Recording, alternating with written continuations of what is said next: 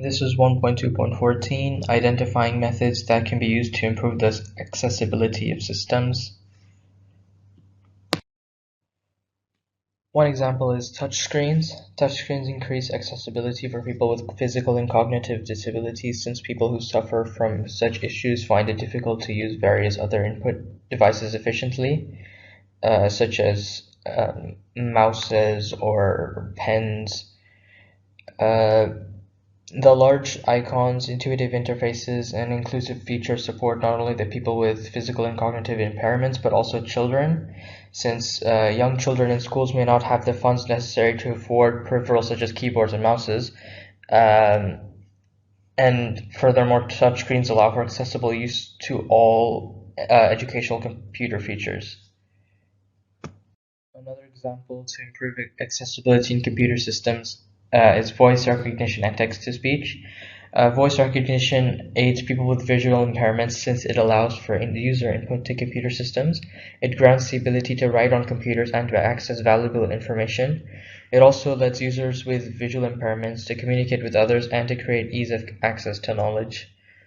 Similarly, text-to-speech systems aid people with visual impairments by converting text into audio output, allowing for the collection of information.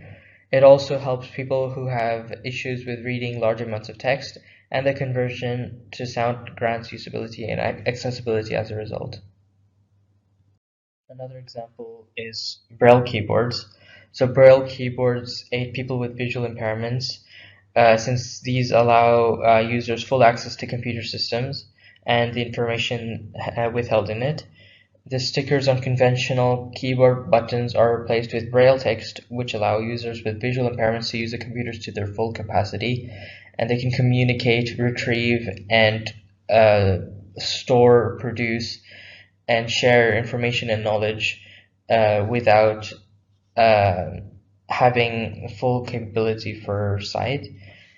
Similarly, Braille printers lets information from computers be printed in Braille, allowing for reading of information derived from computers, granting full accessibility.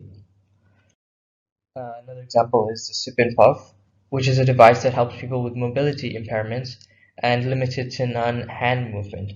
This device allows users to send signals to computers using different variations and strengths of breathing, allowing full access of the system.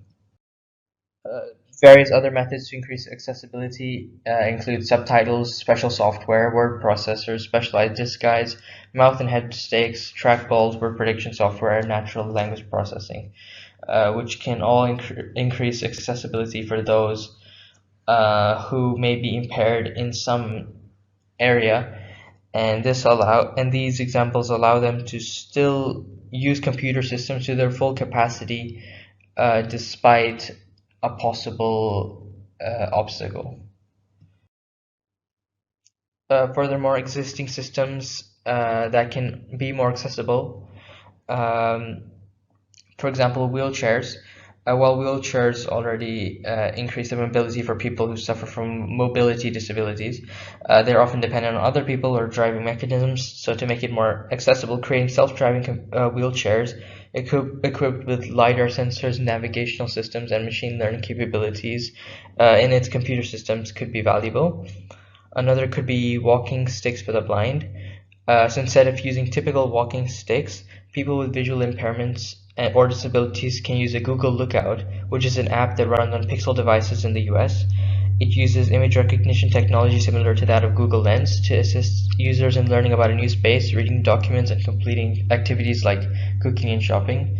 The app detects an object, guesses what it is, and tells the user about it in real time. So here's a Kahoot that has some questions about the topic and to review accessibility in computer systems.